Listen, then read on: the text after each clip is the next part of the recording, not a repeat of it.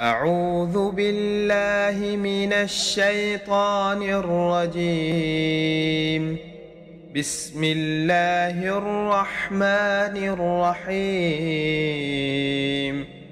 إذا زلزلت الأرض زلزالها وأخرجت الأرض أثقالها وقال الإنسان ما لها يومئذ تحدث أخبارها بأن ربك أوحى لها يومئذ يصدر الناس أشتاتا ليروا أعمالهم فمن يعمل مثقال ذرة خيرا يره ومن يعمل مثقال ذرة شرا يره.